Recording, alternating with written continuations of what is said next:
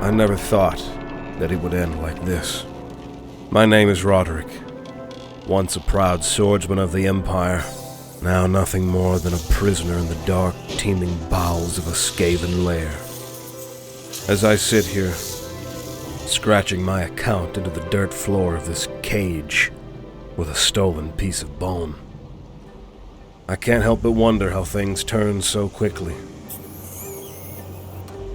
The morning mist still clung to the ancient trees of the Drakewald as we set out. A small scouting force of the Empire, advancing below the massive shadows the forest cast. Beside me, my lifelong friends, Kurt and Johan. They shared jokes and stories to lift the spirits of our group. Despite the task ahead, their laughter was a welcome reprieve from the tension that knitted me. Remember that time in Middenheim, Roderick? Kurt began, a mischievous glint in his eye. When you tried to impress the barmaid with your swordsmanship and nearly skewered the innkeeper's prize stuffed boar? Johan chuckled, moving his head as he remembered the incident. I also smiled, as the memories of that day came to me. Kurt clapped me on the back as he continued. But she was impressed, wasn't she? Ended up giving you a kiss on the cheek, if I recall correctly.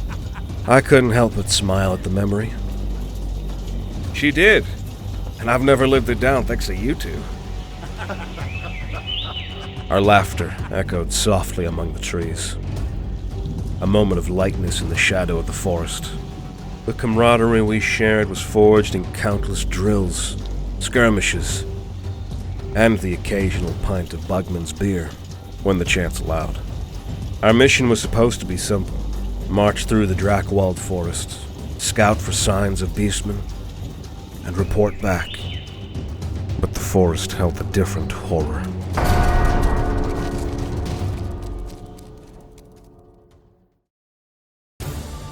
Step into the shadowy realm of Bloodline, Heroes of Lithis. Today's video sponsor. Forge legendary heroes of your own by merging the ancestries of elves, demons, demigods, orcs, dwarves, lycans, dragonborn, vampires, among others. Leveraging a groundbreaking lineage system and stunning 3D graphics, Bloodline elevates the RPG and gacha game experience to new heights. It's absolutely free to play. Download it now using the link in the description or scan the QR code on screen if you are viewing on a PC. Forge unique heroes by marrying any two bloodlines of mystical beings, such as elves, demons, demigods, and orcs, and more to create over 800 new fantasy hybrids. With the new Guild War, players will have the opportunity to engage in combat on brand new maps. Through the conquest of territories and the acquisition of rewards, you can construct the most exceptional hybrid champions known as Bloodcraft Legends.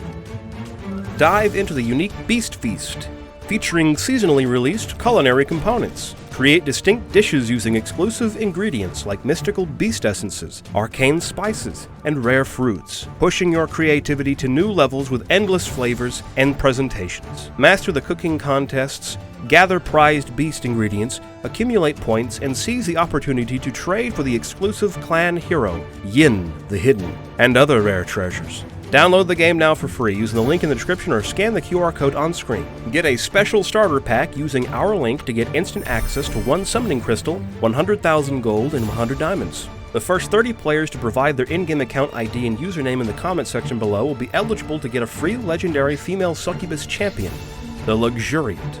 She is considered to be one of the most powerful mages in the game. Plus, you can now visit the Bloodline Top-Up Center today to get Lith Bucks and unlock premium content and items across the game. Everything from exclusive gear to special upgrades. Don't miss out on the limited time top-up discount event, offering up to 15% off to enhance your gaming experience. Thanks to Bloodline Heroes of Lithis for sponsoring this video.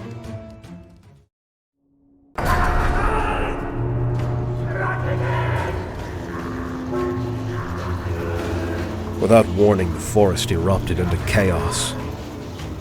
From the underbrush, a screeching horde of Skaven burst forth, their eyes gleaming with malice in the dim light.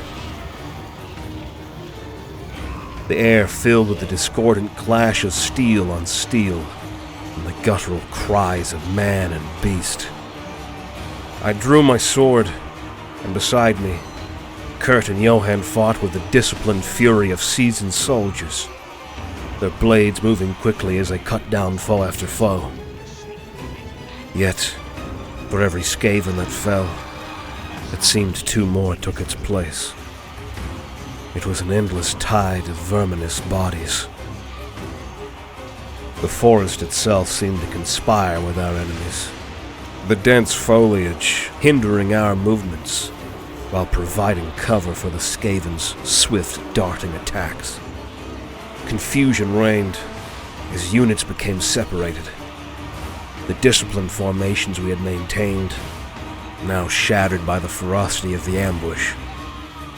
Shouts for regrouping were lost amidst the din of battle, the cacophony drowning out any hope of proper strategy. I find myself isolated, desperately parrying and striking at the shadowy figures that lunged at me from the darkness. In that moment, desperation took hold, a primal instinct to survive against overwhelming odds. I fought not as a soldier, but as a man cornered by death itself, each swing of my sword fueled by a blend of fear and defiance. The faces of my foes blurred into a single monstrous entity, a nightmare born from the bowels of the earth. A sudden impact to the back of my head sent stars exploding across my vision, and I staggered, my grip on my sword faltering. I turned, dazed, to face my assailant, but another blow sent me spiraling into darkness. My last conscious thought was of Kurt and Johann, the hope that they would somehow survive where I had fallen.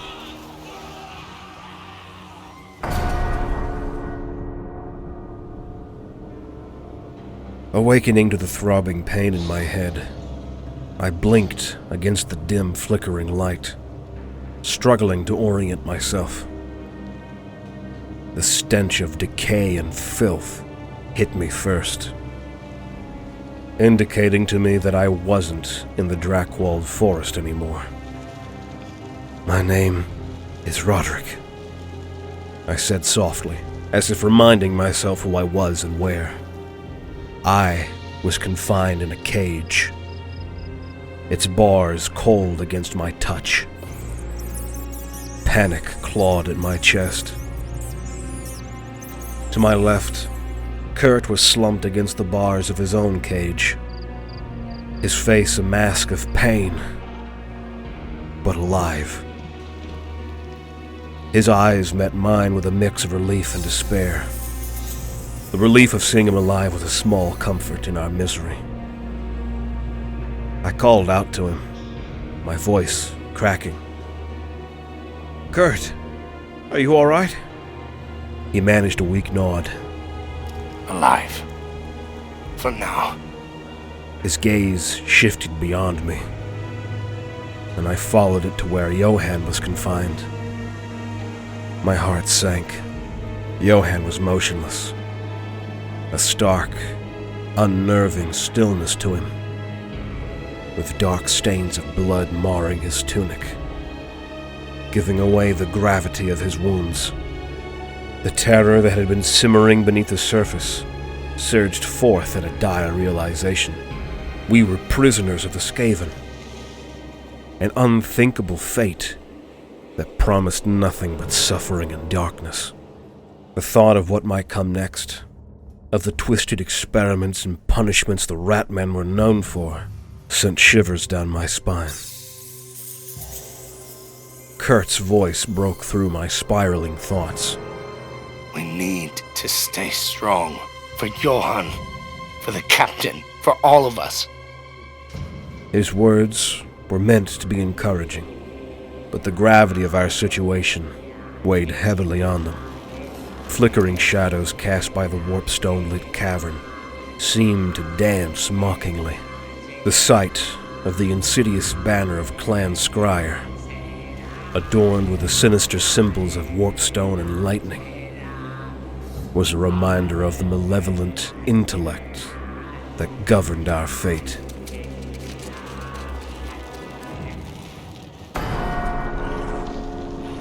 In the dim, oppressive confines of the Skaven lair, time lost all meaning. The days, if they could be called that, in this perpetual gloom, were marked only by the sporadic and grim rituals of our captors. Occasionally we would watch in silent horror as fellow prisoners from our scouting force were dragged from their cages by the Ratmen. I saw Godfrey, Leonardo, Luther, their pleas and cries fading into the dark unknown from which they never returned. Then they came for him. The Ratmen took Johann from his cell. He had already stopped breathing, and I couldn't help but wonder what the Ratmen would do to his lifeless body. I shook the thought off my head as I realized I was sobbing, drowned in anguish.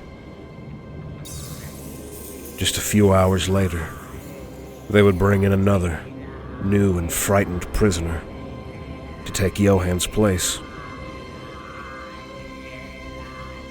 Kurt, ever the heart of our small force even in these darkest of times, tried to muster words of encouragement. Just hold on to hope. All of us. We will be rescued and taken from this place. His voice a frail shadow of its former strength. Yet, hope was a scarce commodity in the depths of Clan Skrier's lair. As scarce as the meager scraps of food thrown at us, or the stale water poured into our wooden and dirty containers. Our physical condition deteriorated rapidly, weakened by the inadequate sustenance and the damp, foul air of the mines. The once robust figures of my comrades and I were now gaunt, our faces drawn and hollow from the relentless despair and malnutrition. The cages that held us became filthy, surrounded by flies, worms, and small vermin. We had lost all sense of time, the endless cycle of darkness, our only constant companion. The psychological toll was just as debilitating as the physical. Each day, it was a struggle to maintain even a semblance of sanity. Down there in the shadowy confines of the Skaven lair, the Ratmen had been constructing one of their most feared creations, a warp lightning cannon. This monstrous device, a reflection of the perverse ingenuity of Clan Skrier, was being constructed not far from my cage, allowing me a clear view of its horrifying birth. The warp lightning cannon, a towering construct of metal and warpstone, was both fascinating and terrifying to behold. Its main structure consisted of a long, dark barrel, forged from the blackest metals, mounted upon a chassis that was littered with dials, tubes, and arcane mechanisms that pulsed with an ominous green light. Warpstone, the source of its devastating power, was handled with reverence and fear by the Skaven engineers. These glowing green shards were carefully inserted into the heart of this machine, their malignant energy crackling and hissing as if it were alive. I watched, unable to tear my gaze away, as groups of Skaven worked in frenzied coordination to assemble the cannon. Some scurried back and forth, bearing components too large for a single Ratman to carry, while others chanted in their chittering tongue. Once assembled, the warp lightning cannon was a sight of dark majesty, its barrel pointed menacingly forward, ready to unleash destruction upon the enemies of the Skaven. The final step of the assembly involved the attachment of a complex aiming mechanism, allowing the operators to direct the cannon's lethal energy with precision. Witnessing the construction and transportation of the warp lightning cannon, I felt a mix of awe and despair.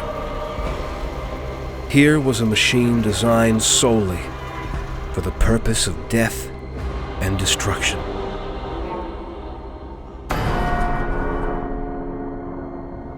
In the midst of our despair, Kurt, his spirit unbroken, despite our dire circumstances, leaned closer to me one evening. His voice barely above a whisper, a determined glint in his eyes that I hadn't seen since before our capture. I've been watching the guards, the patterns of their patrols. There's a flaw. A moment when their vigilance wanes just before the shift change. It's our best chance. His plan was audacious, born of desperation and the instinct to survive that had been whittled down to a mere ember in the rest of us. He spoke of using the small, jagged piece of metal he had secretly sharpened against the stone floor of his cage to unlock the mechanism. It'll be risky. But staying here guarantees death. If we time it right, we can slip out and navigate through the shadows using the noise of the machinery to cover our movements. As he detailed the route he had memorized, tracing a map in the dirt of our cage floor, his enthusiasm was infectious, reigniting a spark of hope that I thought had been extinguished forever. But before he could even finish, a sudden commotion broke our whispered conference.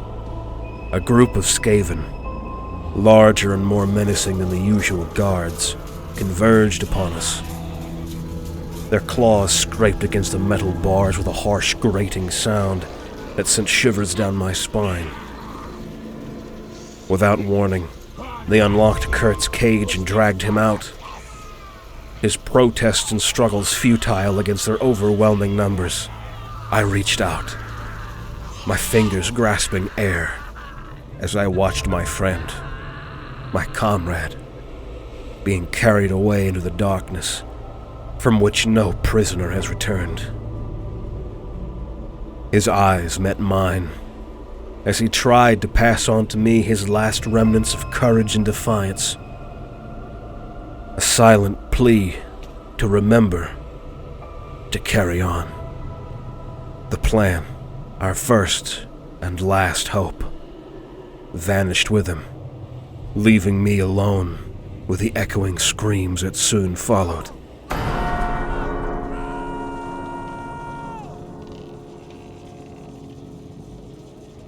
The loss of Kurt plunged me into an abyss from which I saw no escape. The flicker of hope his plan had ignited, at least shortly, was snuffed out, leaving me in a darkness more profound than the shadows that enveloped the Skaven lair. My days and nights, indistinguishable in the constant gloom of my cage, blurred into a monotonous cycle of despair. Loneliness gnawed at me. I had lost the will to fight, to resist, to even move. The thought of death became a strange companion, whispering sweet nothings of release from this nightmare. I wondered, with a detached curiosity, why the Skaven had spared me thus far. Why had they not dragged me away to meet the same fate as my friends, or forced me into the labor that had claimed the lives of so many others? Then, just as I had become numb to the grim reality of my existence, a sight jolted me back to alertness, and then terror. Among a group of creatures being herded by the Skaven for some vile purpose, I saw a being that shook the very foundations of my soul. It was Kurt, or at least what he had become. No longer the man who had whispered plans of escape with a determined glint in his eye. No longer the friend I had shared so many memories and adventures with. The figure before me was a grotesque mockery of his former self, a mutated aberration infused with the sickly glow of warpstone shards inserted all over him. His body was twisted, limbs unnaturally elongated, and his skin mottled with pulsating tumors. His eyes, once filled with intelligence and camaraderie, now glowed with an unnatural light, devoid of recognition or humanity. He drooled and howled, a sound so pitiful and terrifying that it cut through me like a knife. The horror of what Kurt had become, the utter eradication of his humanity, filled me with a revulsion deeper than I had ever known. This abomination, once my friend, was now a creature of Warpstone-induced madness. The sight of him shattered the last vestiges of my will, leaving me to wonder if death, in any form, would be a mercy compared to the fate of becoming a plaything for the twisted experiments of Clan Scryer. In this state of near surrender, where fear had given way to a hollow resignation, the world around me seemed to fade into insignificance. The screams, the clanking of machinery, even the stench of decay and warpstone. It all seemed so distant, as if I were already departing this mortal coil. At the end, I was just a witness to the darkness that lurked beneath the world of men. A darkness eager to consume all in its path.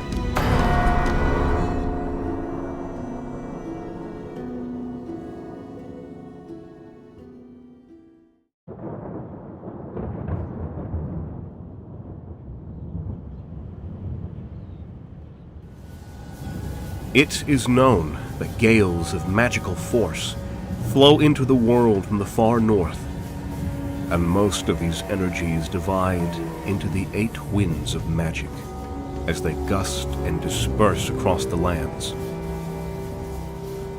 These are the forces, when properly channeled by the capable battle wizards of the Empire, that can be made into healing enchantments, or even a devastating fireball.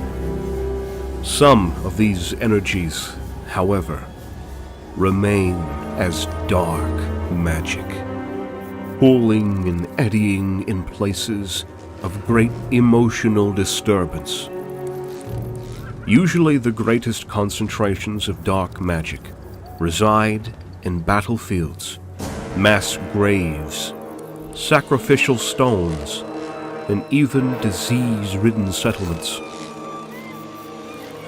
As such, necromancers, vampires, and practitioners of dark magic are often attracted to these morbid places.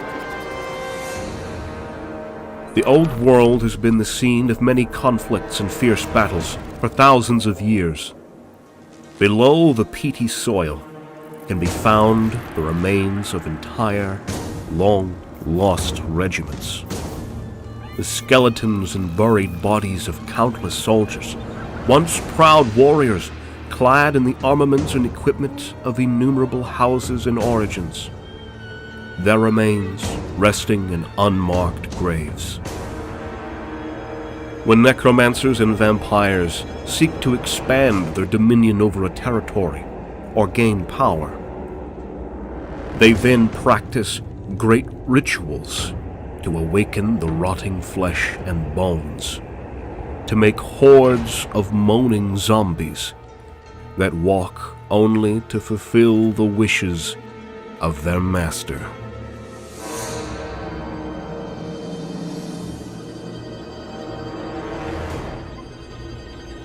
A tragedy befalls the Empire. A full patrol force sent to the border of Sylvania had gone missing. No reports had arrived from them in weeks, nor how they met their fate. An incident of this magnitude on the borders of Sylvania hadn't been reported in quite a while, and concern grew as time passed, without word from the presumably lost soldiers of the Empire. Long conversations and heated discussions were had as to what the next course of action should be. An expeditionary force of men was almost sent to investigate the fate of their comrades. But this approach was met with some resistance, as Stirland was in dire need of manpower and fresh soldiers for the active conflict with the Greenskins in the south. The orcs and goblins were mounting up pressure quickly, and more men were needed urgently to counter their increasingly brutal assaults. To send a regiment to Sylvania now was to spend manpower where it wasn't needed the most. A small war band of mercenaries and hired guns was also considered, but the recent increased sightings of strange creatures and ghostly apparitions near the border of Sylvania seemed to indicate that an active necromancer could be responsible for the disappearance of the lost soldiers and the increased flow of dark magic. It was decided that the best course of action would be to send a properly prepared and readily equipped specialist to look deeper into these matters. So it was that a prominent witch hunter, Wolfram Webb, was tasked to go into the depths of the damned province to seek for the vile being responsible for the latest attack. A possible escalation of conflict from Sylvania could not be allowed to happen. Not while the province of Stirland already had its hands full of the Greenskins raiding from the south. The witch hunter was the right tool for the job. If you're not a witch, you have nothing to fear. The witch hunter is but a humble servant, but not of mere men. The hunter hunts in the service of Sigmar, and in his name, a hunter would burn the Empire in its entirety if he felt the need to. But there are those who, even amongst the cadres of hunters, are considered lowlives. Hired hands who are no more than specialized mercenaries when compared to a sanctioned Templar of Sigmar, such as Wolfram Webb. There are few who do not fear the hunter, and practitioners of any kind of magic are the ones that fear them the most. For all magical arts outside of the sanctioned walls of the colleges of magic are considered witchcraft, and are punishable by a fiery death at the stake. A grim fate. Even if they are dreaded by the common folk, they cannot help but admire the deeds done by such servants of Sigmar. For without them, surely the old world would have completely turned to the darkness of chaos by now. But the hunter does not hunt alone. He brings God himself with him, for he is clad in the most holy of attire. His leather coat, doused by holy water and reinforced by prayers, it protects him against the lower levels of the dark arts. His chainmail and plated shoulders have holy scriptures engraved in them. The humble torch is a hunter's best friend, for darkness dwells where evil festers, and fire can cleanse even the most corrupt of beings and light the darkest of paths. Short swords, both of steel and silver, are extremely useful, for they are versatile weapons, alongside hand crossbows and pistols that carry blessed ammunition. All weapons are exercised and then blessed. This is all part of a witch hunter's arsenal, for they are the chosen to cleanse heresy from the world.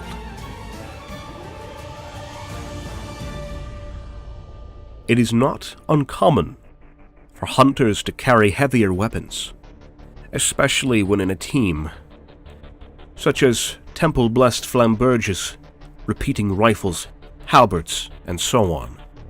For the hunter is proficient in all forms of combat that might vanquish the unclean. They are trained in body, mind, and spirit, and they are tooled to deal with any foe, be they undead, mutant, heretic, or demon. Faith, steel, and gunpowder accompany the witch hunter wherever he goes. And evil shan't survive for very long. There are many other items that can be used against the undead, and Wolfram carried a variety of these items in his equipment. Garlic is said to be one of his non-negotiables, for as strange as it sounds, the walking dead avoid the pungent aroma, and Wolfram uses it on many occasions as a tool to bait out any reanimated corpses nearby. Rowan wood is another item that is valued by the witch hunters. This type of supposedly divine ember is used to craft weapons that are extremely powerful against undead creatures. In fact, it is commonly known as witchwood for its effectiveness. To add strength and extra lethality to a weapon, many witch hunters also add silver to their bullets, the tips of their swords, arrowheads, knives, and other weapons. The silver's purity is said to be anathema to the undead, and as such it can be very effective when used in combination with blessings and seals from grand theogonists. The variety of weapons and tools that make for a fully equipped witch hunter are vast and varied. As a light against an unlit corridor, the witch hunter walks straight and unwavering against the darkness.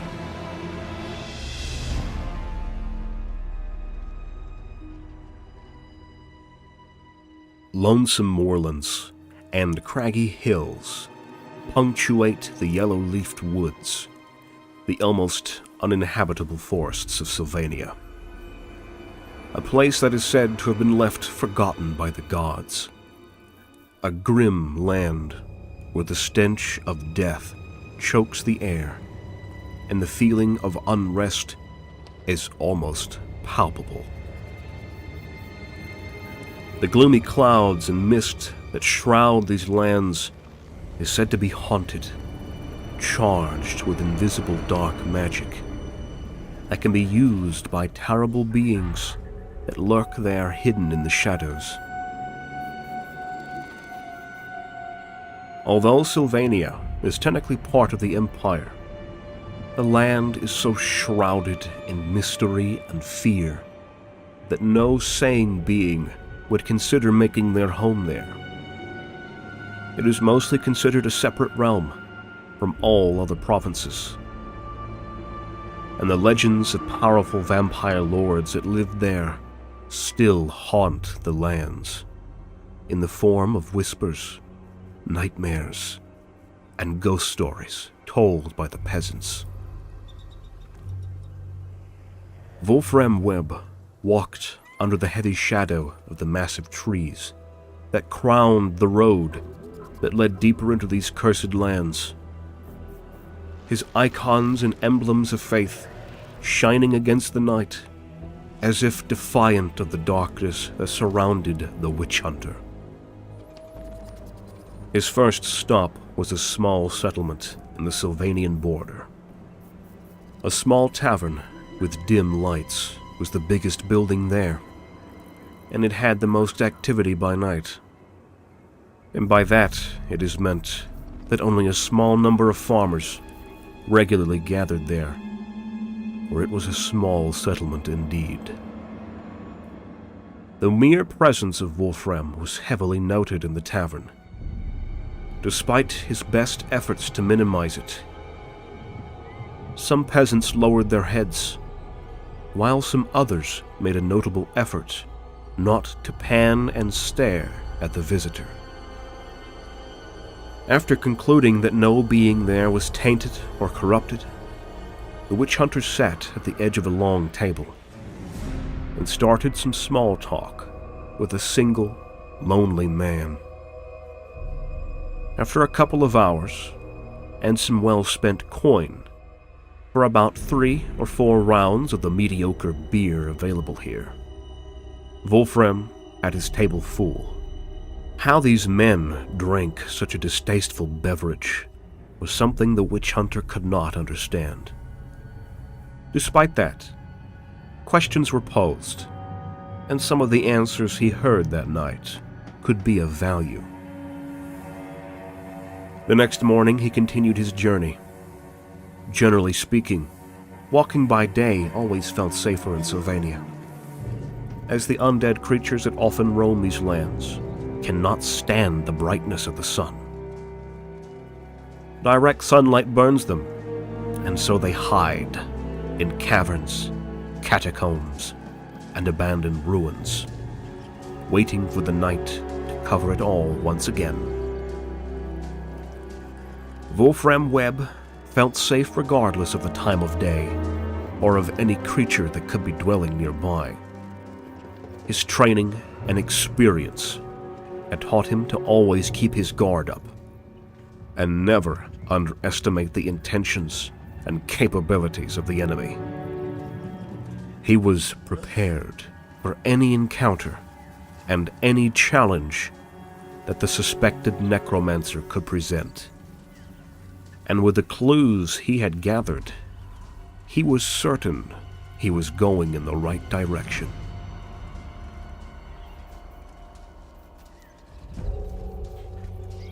As the darkness of night covered the sky above, the witch hunter stopped in his tracks. As he walked further into the province, an unnatural, heavy silence settled in. His own senses alert at any sign of movement or sound. The buildings near him seemed to be abandoned, but the windows showed a subtle glow from time to time. Someone was there. Or at least, something was there. A man with gray skin and bloodied eyes appeared from behind the building. His hooded robes casted a shadow over his facial features.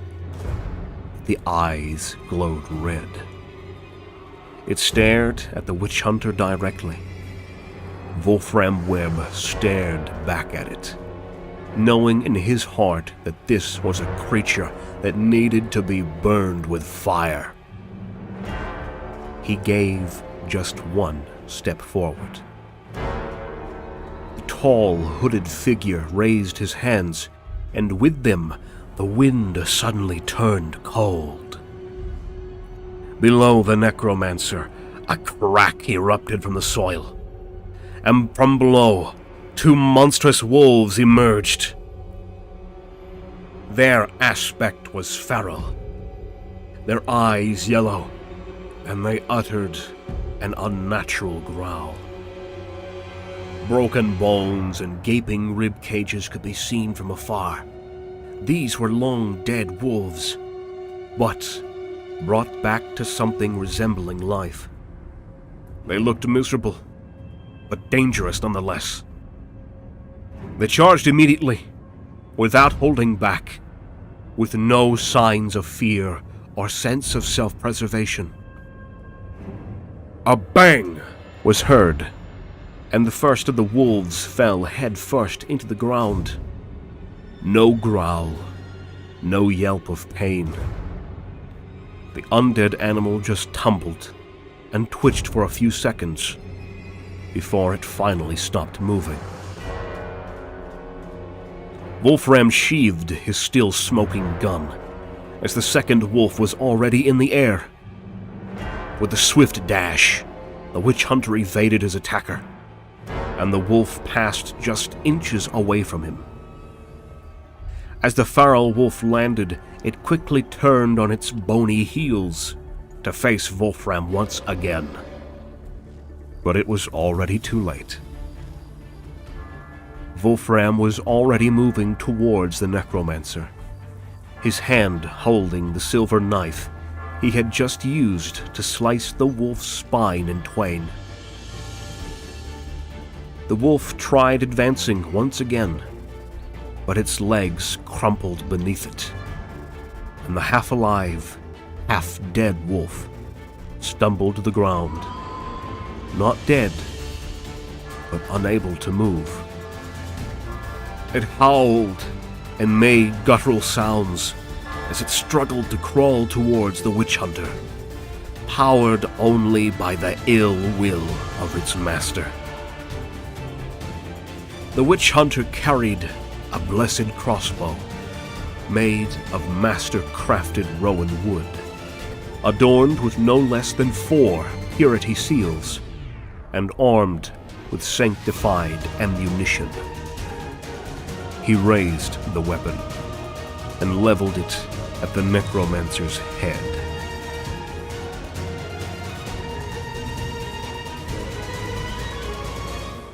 Witch hunters are devoted to cleansing the lands of the Empire from all taint, and to bring Sigmar's justice to all corners of the world, carrying the edict of the great Theogenist himself.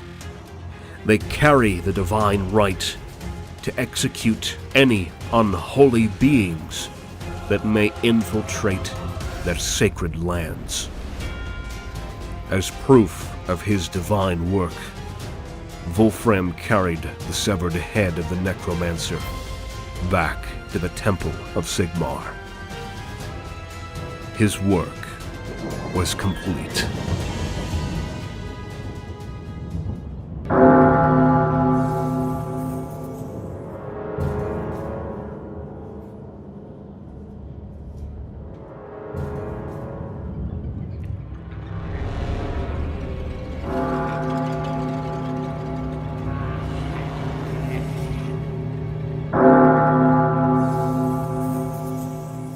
The only document available about the first encounter with a Skaven is the tale called The Doom of KAVZAR, an ancient Chilean poem with 13 stanzas.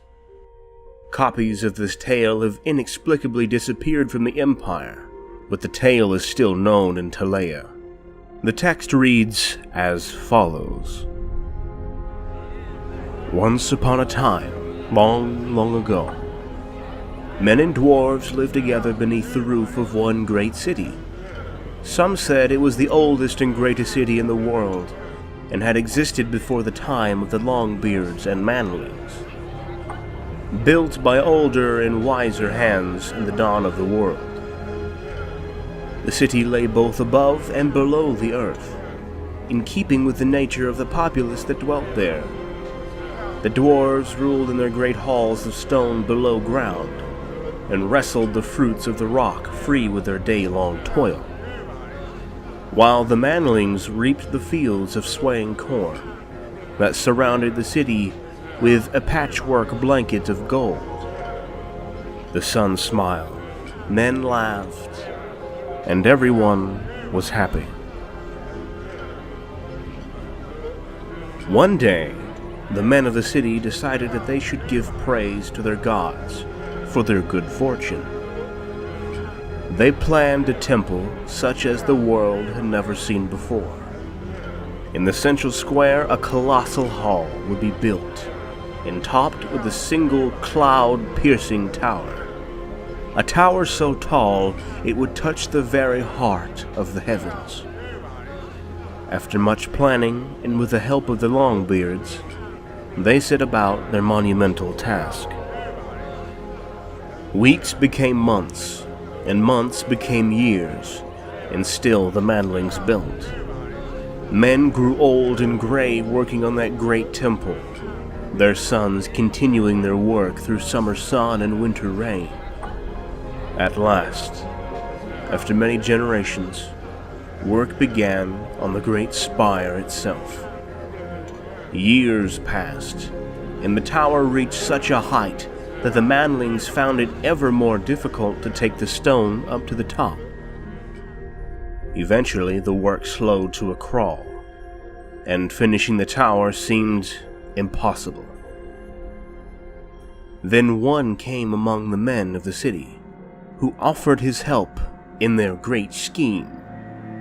He asked a single boon of them in return, and claimed that if they grant him this, he would complete the tower in a single night. The manlings said to themselves, "What have we to lose?" and offered to make a bargain with the gray-clad stranger. All he wished was to add his own dedication to the gods onto the temple structure. The manlings agreed, and the bargain was struck.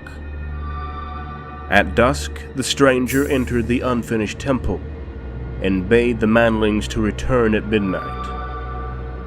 Clouds swept over the moons, cloaking the temple in darkness as the manlings left. All over the city, men watched and waited as the hours slipped past, until, near midnight, by ones and twos, they gathered again in the temple square. The wind blew, and the clouds parted as they gazed up at the temple. It rose like an unbroken lance against the sky, pure and white. At its very peak, a great horned bell hung gleaming coldly in the moonlight. The stranger's dedication to the gods was there, but of the stranger himself, there was no sign. The manlings rejoiced that their father's work was done. They surged forward to enter the temple. Then, at the stroke of midnight, the great bell began to toll. Once.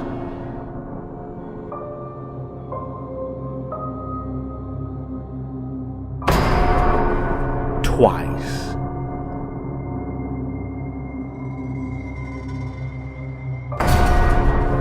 Thrice. Slow, heavy waves of sound rolled across the city. 4.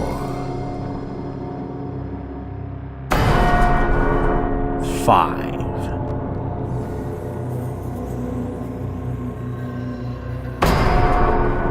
6 times the bell rang, like the torpid pulse of a bronze giant. 7.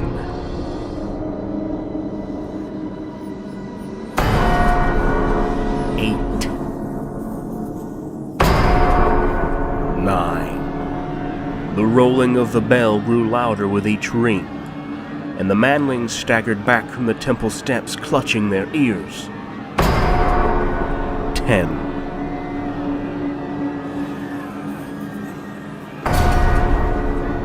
11.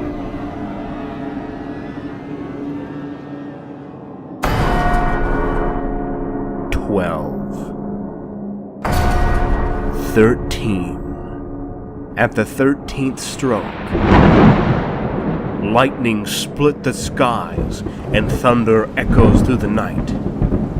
High above, the dark circle of Moore's light was lit by a bright flash, and all fell ominously silent. The manlings fled to their beds, frightened and puzzled by the portents they had seen.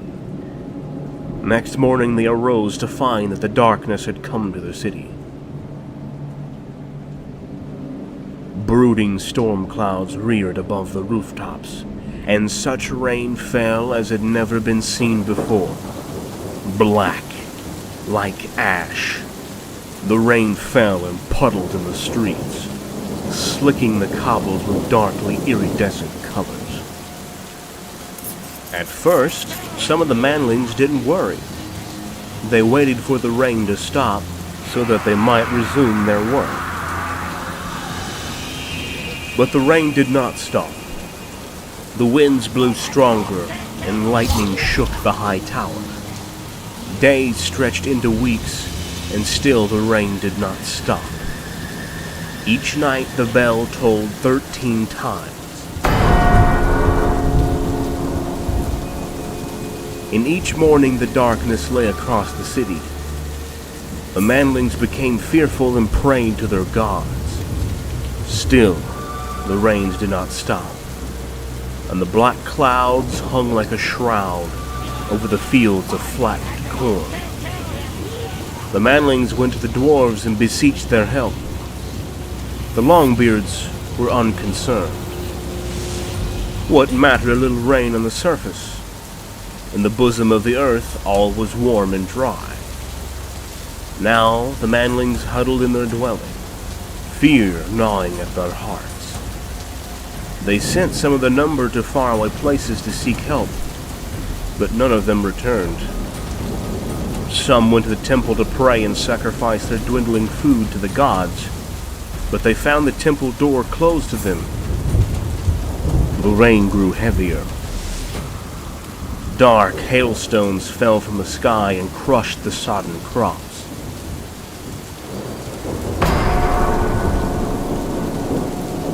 The great bell tolled a death knell over the terrified city. Soon great stones cleft the heavens, rushing down like dark meteors to smash the homes of the manlings.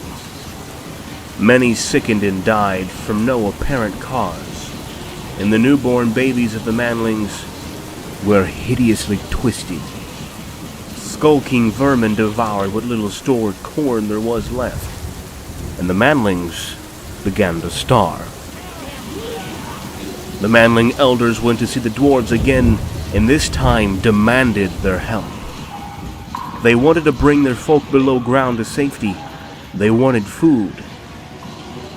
The Longbeards grew angry, and told the manlings that the lower workings were flooded, and their food had also been devoured by rats. There remained barely enough food and shelter for them and their kinsmen. They cast the manlings out of their halls and closed their doors once more.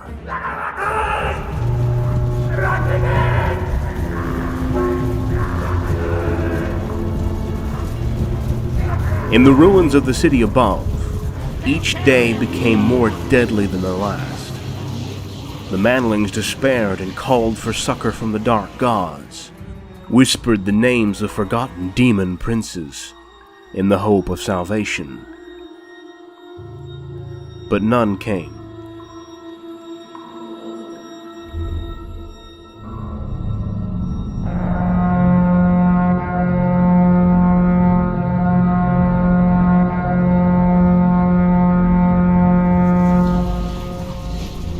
Instead, the vermin returned, bigger and bolder than ever. Their slinking furred shapes infested the broken city, feasting on the fallen and pulling down the weak.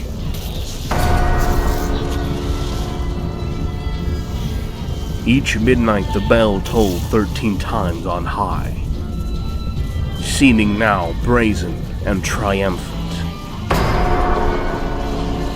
The manlings lived as hunted creatures in their own city, as great rat packs roamed the streets in search of them.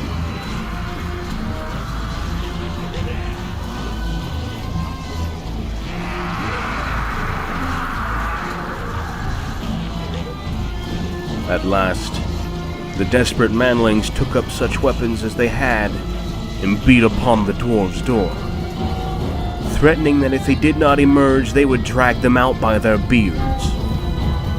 No reply came from within. The manlings took up beams and battered down the doors to reveal the tunnels below. Dark and empty. Steeling themselves, the pitiful remnants of the city's once proud populace descended.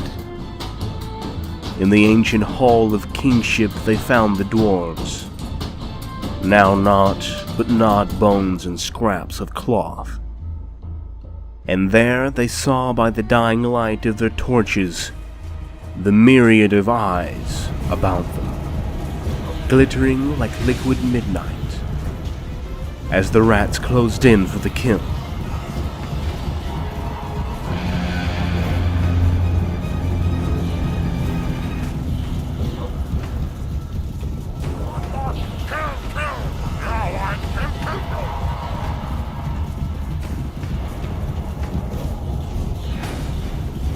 The manlings stood back to back and fought for their lives. But against such implacable ferocity and countless numbers of the verminous horde, their weapons were useless.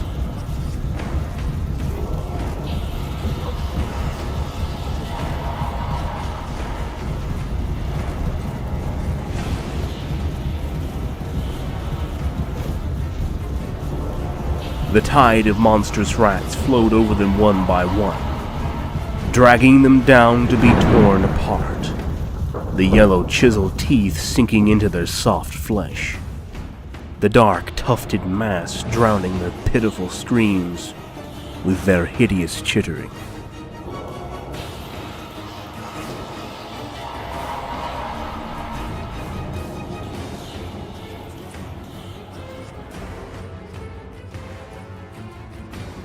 Since their inception, hundreds of years ago, the Skaven race has proven to be one of the most dangerous threats to the Warhammer world. It is an ever-growing menace that schemes and plots the downfall of humanity. When emerging from their lairs to the field of battle, they are a deadly horde of unimaginably vast numbers that blends destructive war machines with dark magic. The verminous hordes move at speeds that belies their staggering size. They seem to flow in endless waves of chittering ratmen, and when the battle is over, they disappear like floodwaters, draining in countless unseen holes, leaving little to no trace of their existence, save only smoking ruins and scoured lands. Even as we speak, they wait in the dark beneath us, ever watching with beady eyes for the right moment to strike.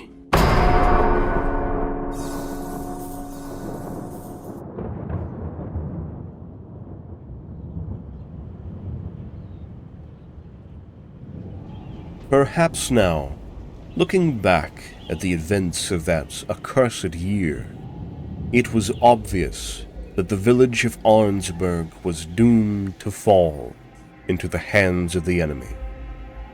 The youngest ones were the first to notice, as it was only natural, for their pets fell sick or fled, and even the fleas and ticks on their fur died of plague. Then, as the village was forced to partake in a mass burial of animals, the streets became cleaner for only a couple of days.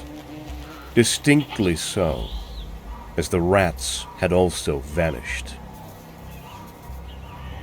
The trees were still, for even the wind seemed to be afraid to blow past the village, and the sun had become shy, being covered by dark clouds.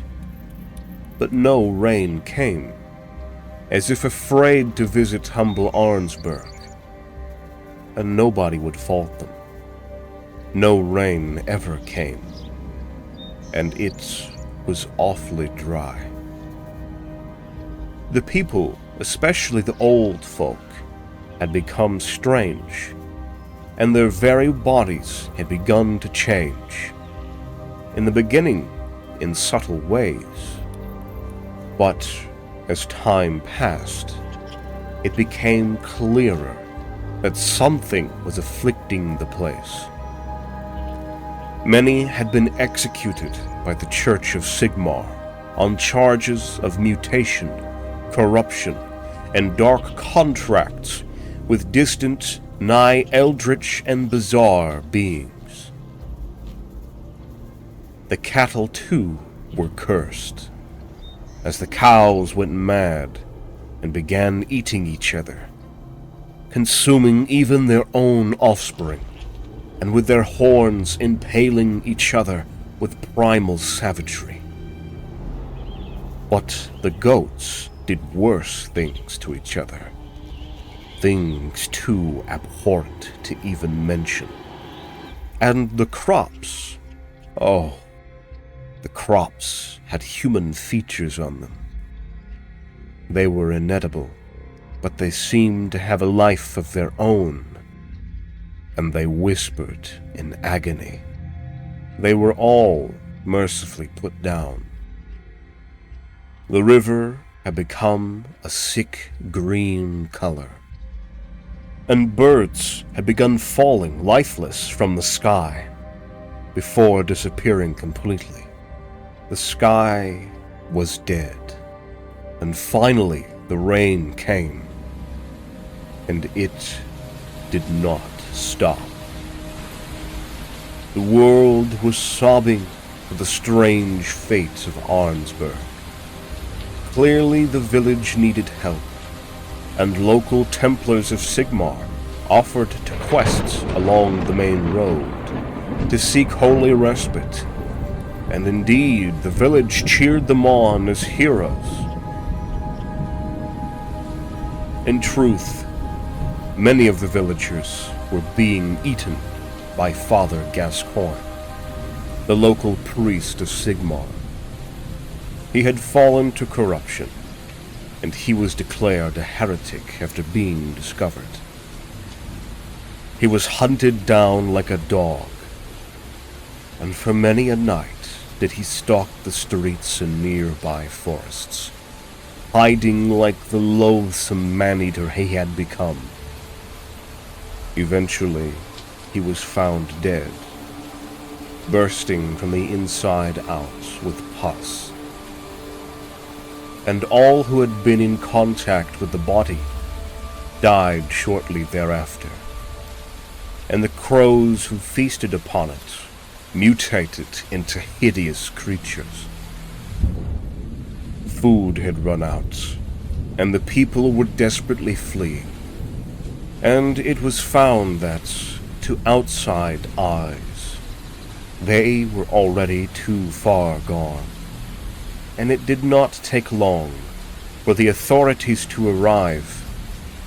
An imperial army laid siege to the expiring city in an effort to contain the pestilence and corruption. The dead, the dying, the rotting, and worse, littered the perpetually wet street as the plague arrived, and alongside it zealous madmen who carried with them bells that tolled for the dead. With the church gone, insane doctors attempted leeching treatments on the people, attempting their experiments on the poor first, who were also the first to go. People died with each passing day as the situation became worse and worse. Strangely though, some seemed to not fall from the sickness, but instead rose up and began to gather those and preach the words of the great-grandfather, an entity not known to many of their peers. They preached that his angels would come and save the village, that this was a gift, and that the army outside was from the false gods, Sigmar and Ulrich, and that they should not fear them, for Grandfather would take care of everything. The survivors now indeed, strengthened by the plague instead of being weakened by it, gathered whatever arms and armor they could find, and sallied out to meet the Imperial army. But what they saw was nothing but a field of the dead, rotting, a feast for the crows and even more dreadful creatures. Instead of soldiers from the Empire, they saw the living dead, poxwalkers and more. All needed to be killed, to be saved, and a bloody battle began. And there, in the middle of the carnage, was a beautiful angel, surrounded by cupids and cherubim. Bloated and blessed by sickness, he called himself Kugath, and with a tender, warm hug, he led the survivors to a paradise where salvation awaited, where they would forever serve their grandfather Nurgle, with a smile on their face. Perhaps there is a lesson to be learned from the fate of Arnsberg. We now know that even though those who wish to spread decay and corruption are certainly amongst Nurgle's followers, there are also those who wish to endure, to become resilient enough to handle the difficulties and opportunities presented by an uncaring and unpredictable universe. Many of those affected by Nurgle's poxes ultimately turn to the Plague God in order to escape the pain and sheer despair caused by sickness and disease. As such, many are the ones that willingly fall into Nurgle's inescapable grasp.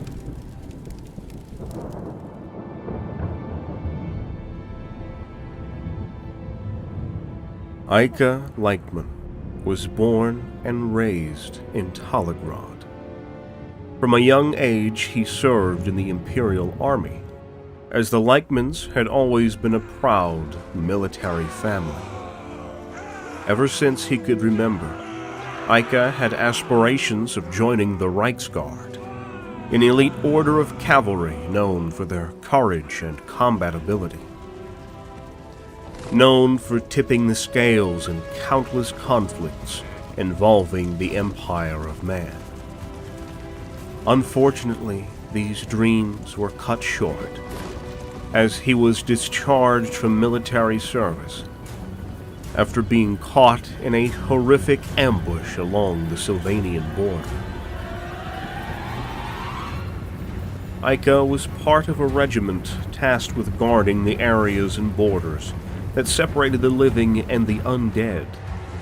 However, he was mercilessly attacked when an overzealous necromancer sought to expand the Sylvanian territory. The entire Imperial patrol was decimated, as wave after wave of zombies and other foul creatures swarmed their force. While Ika was one of the few fortunate survivors, being ordered by his commanding officer to escape to a different garrison and bring word to other patrols, after realizing they were not going to win. The young soldier was wounded significantly, both physically and mentally. The Imperial military had no use for broken men, which led Ika to feel forgotten and worthless as time went by.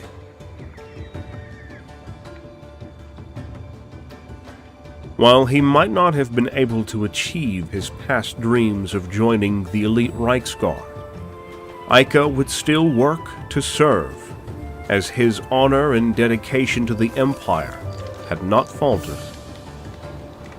After having enough time to recover from his wounds and meditate about his next course of action, he decided that he would become a volunteer and successfully convinced a high-ranking officer to allow him to work as a military wagon driver, helping bring requisitioned goods and supplies to military outposts across the Empire.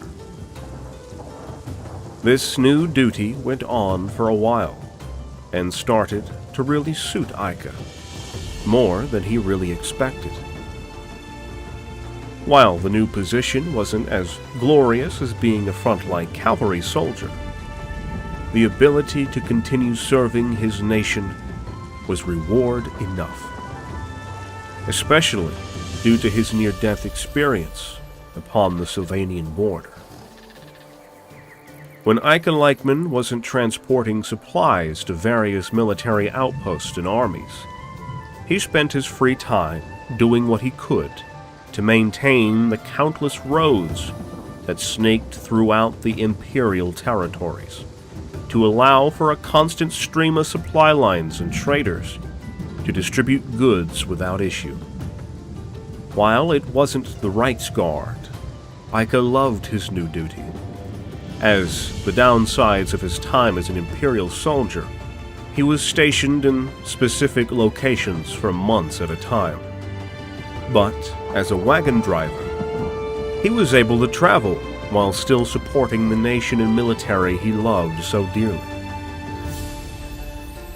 Ica had been a wagon driver for a year now, when he overheard a commanding officer in the logistics division speaking to other officers on how they were having trouble getting candidates for a specific supply line that went between the imperial capital of Altdorf and one of the northernmost cities of Kislev, Prague. Due to Leichman's extreme sense of duty, he volunteered for the task, and despite the surprise of the commanding officer, he was accepted and quickly outfitted with a new and improved supply wagon, which could both deal with bad road conditions and the constant cold of the north.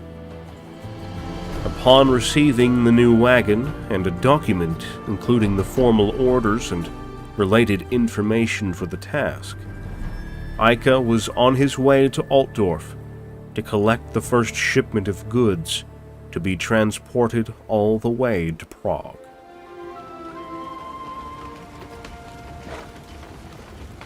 I left the gates of Talgrad at dawn, wanting to make as much distance under the warming glow of day's light, since it is my intention to limit traveling at night as much as possible.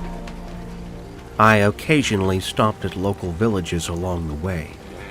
While I had no issues with directions to Altdorf, it was nice to stop for a hot meal and cold drink, as well as converse with the locals, since the life of a wagon driver can be one of loneliness.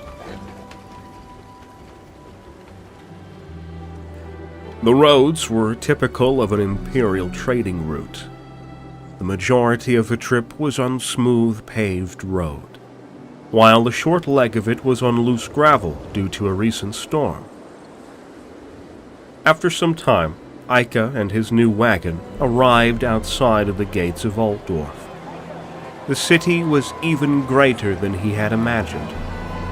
Massive walls scraped across the landscape, encasing an almost ever-growing city in its protection. The city was unlike anything the man had ever seen.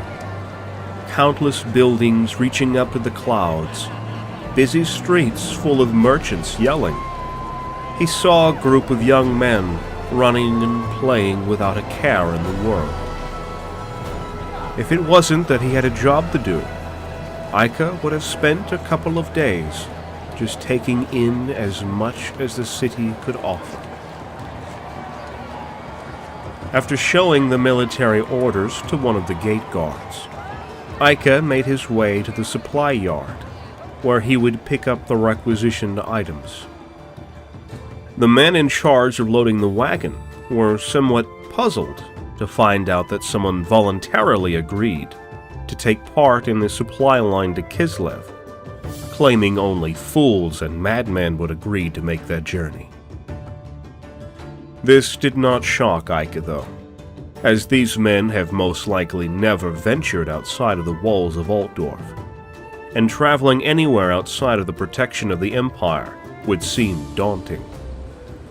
He had made countless trips in his time as a wagon driver, and he couldn't see why this would be any different. He had seen many things, too, including undead creatures. After the wagon was successfully loaded with dozens of crates marked with the distinctive signs of the Empire, and the workers said their farewells to Ica, he was on his way to complete his first trip to the Kislevite city of Prague. The majority of the journey up north was uneventful, with the only exception being at one point, Ica was approached along the road by a small force of Imperial soldiers. All they wanted was to know if he had seen a particular individual who was accused of being a local bandit leader. The bandit was being hunted for his supposed involvement in the destruction of a nearby village, which led to a dozen civilians being killed. Ica had not seen him. After a couple of more days on the road, Ica reached the land of Kislev, which welcomed him with an icy gale, in what seemed to be an endless snowstorm, which almost froze the man to his core. The further north he went, the worse the road conditions became, and the worse the weather would get. Ica traveled through heavy snow and frigid winds, even having to at one point pull into a northern village to escape the icy bite of the cold air. A few hours later, Ica successfully made his way to the city of Prague. However, unlike the beauty of Altdorf, the conditions of this city were much more decrepit, with almost a present feeling of decay. Prague had its reputation, and Ica was well aware of it. But to personally experience the malign and uneasy presence that choked the air was another thing. When being a soldier of Kislev, there are two certainties of life: war and ice. Only the hardiest of people are able to withstand such a brutal way of life. And even still, lives are short and never comfortable. Ica met up with the main gate guard, a Kislevite soldier by the name of Yakov Rolchev. When he came of age, Yakov joined up with the local garrison of Prague, where he found this way of life to suit him better than he could have anticipated. After completing training with relative ease, Yakov was assigned as a gate guard of the Southern Gate, where he would deal with inspecting supply lines coming into the city from the Empire, and other nations providing support and trade. While most days were mundane, there were occasions where Yakov was sent off on raids and expeditions, usually dealing with Norscan raiders that ventured too close to the villages and settlements of Kislev. This life suited him, and he even looked forward to his next assigned post duty. As to him, he and his family were being looked after, and they were giving far better lodgings and provisions than they could have ever dreamed of as being a simple farmer.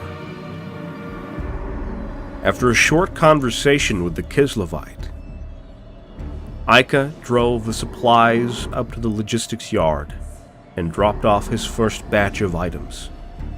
Ica was assigned a place to sleep. Nothing too fancy, but it would suffice.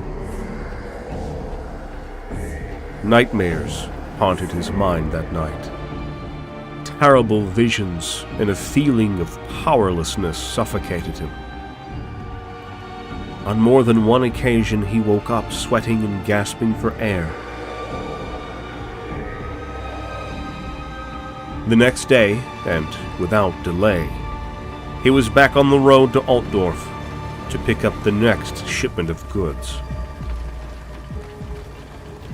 The ride back to Altdorf was where things started to become odd. Ica started to feel an overwhelming presence in his mind, almost like he was slipping into a deep sleep. Were they whispers? Perhaps it was a weight on his mind. Ica was not sure. His own body must be getting tired from the long travels, he thought. Perhaps the cold Kislev winds had fatigued him. After a couple of days of traveling through the realm of Kislev and the Empire, he returned to Altdorf and headed directly towards the supply yard to pick up the next shipment of supplies. The workers that Ica had previously met were astonished to not only see Ica alive, but also to come back to take part in another supply mission. The workers tried to convince him to take some time off to recover before he ventured out again, but he barely spoke to them. He simply waited for the cart to be loaded, and before long, he was back on the road to Prague. Time seemed to drag for Ica. This time, the journey was much more different. More and more villages seemed to be abandoned. Villages that once were bustling with travelers visiting the local inns to rest during their journeys. At one point during the ride, Ica had to hide in a dense forest from a group of northern barbarians that were raiding many of the villages that lined the road. The sound of what seemed to be unnatural creatures and their horrid screams filled the air. Blood-curdling screams of what seemed in between monster and man began to overwhelm Ica, as if someone was bringing a hot iron to his face. He started to fall ill. The more north he went, the more his pain would increase. However, he would continue to push on, to complete his duty. There was nothing else on Ica's mind but to reach the north, to reach his final destination. After several brutal days of traveling, Ica managed to make it to the same road leading to the gates of Prague. However, instead of entering the city, he merely continued traveling north, his eyes fixed on the horizon, all the while whistling a haunting tune to himself. Yakov and the other guards that had previously spoken with him watched in horror as his silhouette slowly faded into the white of winter, until he finally disappeared. Every night I dream of that day. Ica was a good and honorable man that only wanted to help people. However, even the greatest of men can fall to evil.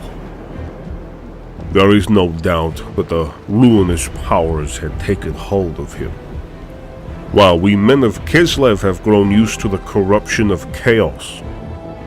Those men of the Empire stand no chance. It is clear that Ica had decided to travel north, to join up with one of the chaos cults, or even was compelled to travel to the realm of the Dark Gods themselves.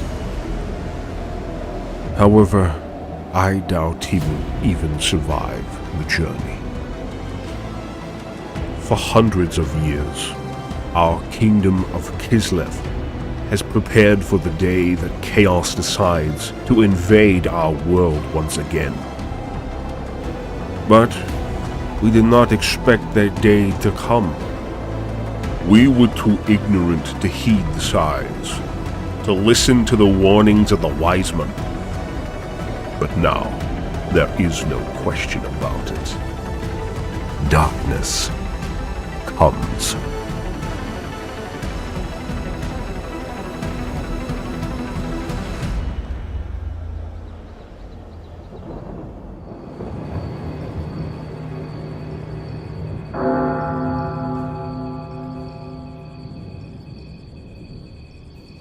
While the town of Meronia slept, the fog rose from the blighted marshes and engulfed the Talayan village. The lanterns of the night watch were all but lost in the thickening mist, and the hourly tolling of the All's Well sounded muffled and distant. The men of the patrolling night watch were wary, for the fog seemed sinister and completely unnatural. But only the soft lapping of the canal waters and the damp dripping of condensed moisture could be heard. None marked the furtive scuffling of clawed feet across the cobblestones. Many of the town's patrol were already missing, when some sixth sense caused Capitano Rizio to spin around. Behind him, outlined in the fog, were dozens of black-clad and shadowy figures. Underneath their cowls, verminous eyes reflected crimson in the flickering light. The clash of steel that followed was brief, but enough to raise the alarm. As the clanging warnings rang out, they were, in turn, answered by a discordant clamor from the surrounding fog. Abandoning all pretense of stealth, a chittering horde rose up and advanced in Meronia. So it was that the soldiers and the townsfolk awoke to find themselves under full-fledged attack. A wall of rune-marked shields stretched across the narrow streets. Doors and shuttered windows were smashed as entire families were pulled screaming from their homes. Near the garrisons, resistance was fiercest. Behind the makeshift barricades, the surging tide of ratmen was, for a time, stemmed. It was then that the green-tipped flames erupted, and eldritch chain lightning flashed across the sky.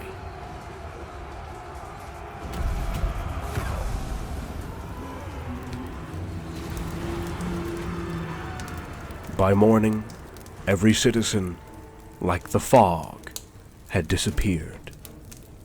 Only smoking ruins remained, and these too, in time, would be claimed by the rising swampland.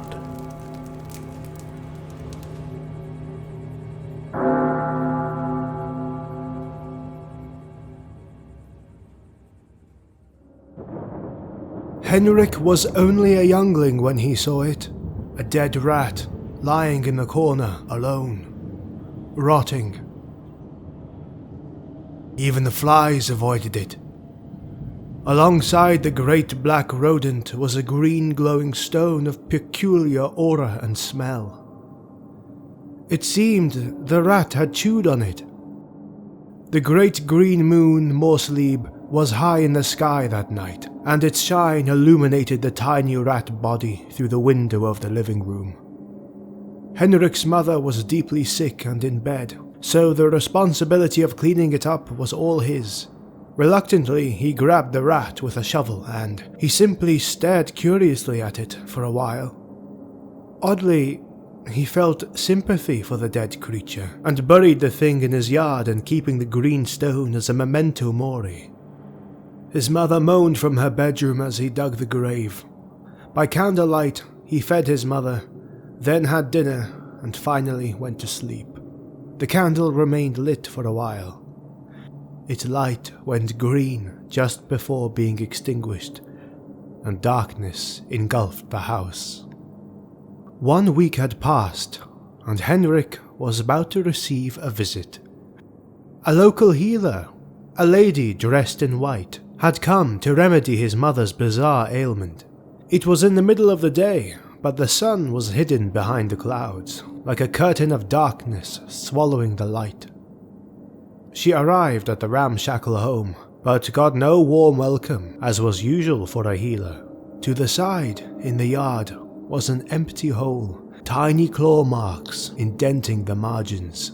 Through the window she could only see darkness, save for a tiny amount of sunlight that shyly illuminated the specks of dust inside. The home seemed empty, but alas, she knocked on the door. Come in. The voice came from inside, and seemed to be from young Eric, albeit it was sickened, weak, like it was said with too little breath. The door was unlocked, so the lady in white opened it. As she walked, the floors creaked, and she could, if quiet, listen to something moving beneath the boards, clawing at the wood. The lady in white continued forth, seeking some sort of light, like a fireplace or a candle. And eventually, one presented itself to her. Walking through one of the dimly lit corridors, she saw light coming from one open door at the end, and heavy breathing could be heard from the other side. The door opened slowly, and the lady in white entered. Mercifully, the room was not entirely lit, but indeed she could see HENRIK'S mother.